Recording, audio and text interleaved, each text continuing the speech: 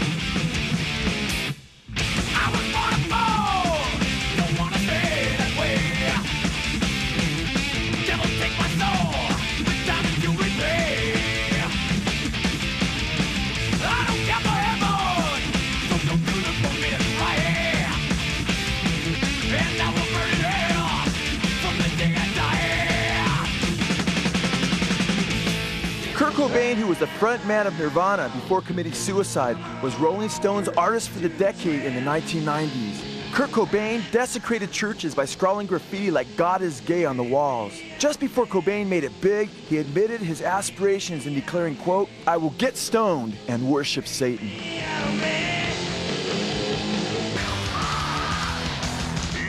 Brian Warner, who became Marilyn Manson, described himself as a weakling, a worm who craved acceptance by his peers. How would he get those who bullied him to eventually worship him? Manson stated, quote, "As a teenager, I was very interested in selling my soul." Manson witnessed a friend's brother take a knife to his body and gather blood from the self-inflicted wounds. He then witnessed him use this same blood as an offering to Satan for power. Manson recognized that he could invoke Satan's power and enjoy the fame that he so craved among his peers. Manson stated, quote, "I could use black magic to turn the lowly lot life had given me around, to attain a position of power that other people would envy and accomplish things that other people couldn't." Sadly, after Manson spends his first minute in the torments of the fires of hell, he will realize that he made a terrible mistake and that it'll be too late to repent. Liam Gallagher admits that he is possessed by a spirit. He has been deceived into thinking that the spirit is John Lennon. Noel Gallagher of Oasis says, quote, "If the devil popped up now and said, it's a choice, music or relationships, be it mother, girlfriend, even Liam, I'd sign on the dotted line." The Grateful Dead, who were first called the Warlocks before they changed their name, make it quite clear as to whose puppets they are. In the song Friend of the Devil, the Dead sing about borrowing from Satan and, quote, "A friend of the devil is a friend of mine," and they talk about being trailed by 20 hounds. In their song Hell in a Bucket, they declare, quote, "I may be going to hell, but at least I'm enjoying the ride." The sad thing is it appears that they're seeking to bring millions of their fans with them. Throughout the earthly ministry of Jesus Christ, he performed several exorcisms, delivering countless people who are possessed by demons. These same demons have been possessing rock stars for the last 50 years to lead as many people as possible away from Christ into hell. In his classic on demon possession, John Nevius writes that those without any prior musical talent might become competent singers under possession. He further states, quote, "It may be said in general of possessed persons that sometimes people who cannot sing are able when possessed to do so. Others who ordinarily cannot write verses when possessed compose and rhyme with ease."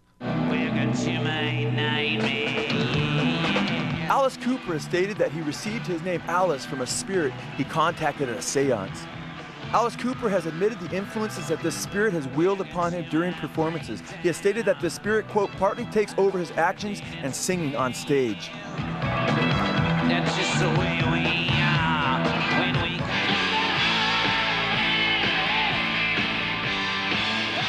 AC/DC also sings about selling their souls to Satan for rock and roll fame.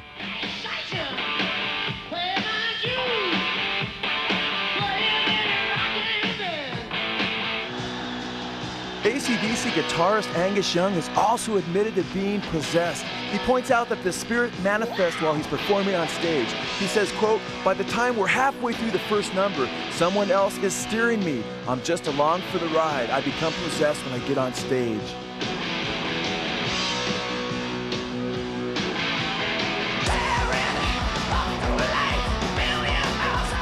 Judas Priest, who is named after the apostate apostle Judas Iscariot, who betrayed Jesus Christ, is fronted by Rob Halford, who promotes both homosexuality and Satanism. Glenn Tipton of Judas Priest says it's like someone else takes over my body.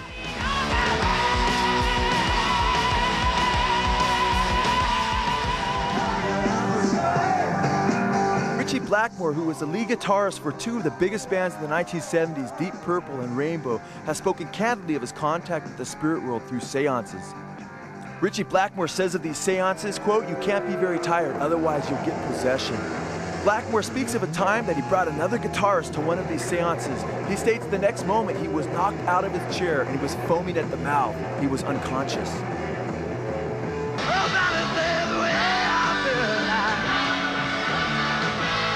Joe Cocker, like many other rock artists, has admitted that when he performs, something seizes control of his body.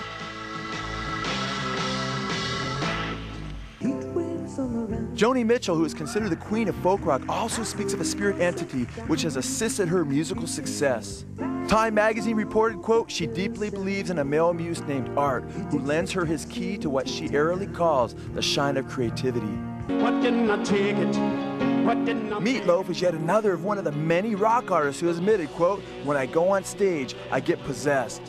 From all of this documentation, one gets the idea that if all the demons that were possessing all these different rock stars were cast out on the same day, the entire rock and roll industry would come tumbling down to the ground.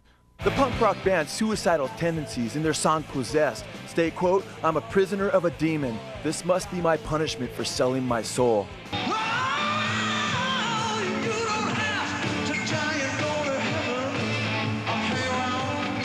Van Halen's former frontman David Lee Roth didn't only sing about running with the devil, he also said in an interview about the assistance demonic beings give him when he goes on stage. David Lee Roth said, "I'm going to abandon my spirit to them," which is exactly what I attempt to do. You work yourself into that state and you fall into the supplication of the demon gods. The rock band Queen sings about Beelzebub, a biblical name for Satan, setting a demon aside for them.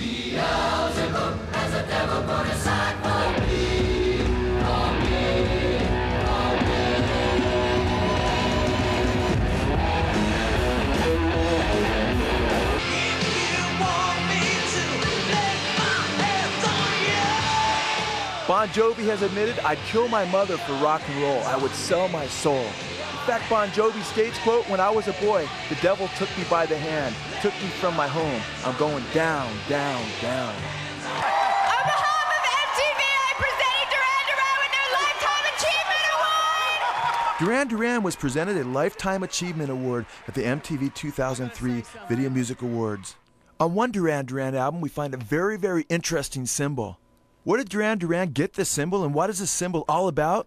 Here we see the same symbol in the Satanic Bible written by Anton Szandor LaVey over the 9 satanic statements. Godsmack, whose lead singer is a professing witch, have songs like Voodoo and Bad Magic, following Crowley's spelling for magic. Rock bands, though, are not the only groups who are involved in Satanism, as many of rap's biggest groups have admitted the same. Eazy-E, along with Dr. Dre, who is considered one of the godfathers of rap music, also sang about his Satanism before he died of AIDS. Here we see Eazy-E singing about Satan offering him power if he would worship him, and about how he asked Satan to get behind him and push him along. Get thee behind me, Satan, and push me along. All this power I will give thee, if thou therefore wilt worship me, all shall be thine. In the Church of Satan, Satanists pray to Satan by praying the Our Father backwards. Satanists do this both to blaspheme Christ and as an incantation to Satan himself for power. Temptation into not us lead, and us against trespass. Who those forgave we, as trespasses us our forgive. And bread daily our day this us give. Heaven in is it, as earth undone be will thy come kingdom. Thy name, thy be hallowed, heaven in art, who Father our. Eazy-E, who sang about having the 666 and hearing voices in his head telling him to do drive-bys, also, like the Church of Satan, prays the Our Father who art in heaven backwards. Backwards. Heaven and art, which Father our Father which art in heaven. Heaven and art, which Father our Father which art in heaven. Snoop Dogg, another of rap's biggest artists, recounts in a movie that he scripted from an actual dream he had about how he gave his soul to Satan. The devil offers him both fame and riches for his soul. Snoop appears to accept Satan's offer, and as a result, he is rewarded with unimaginable riches that are a big part of the hip-hop scene.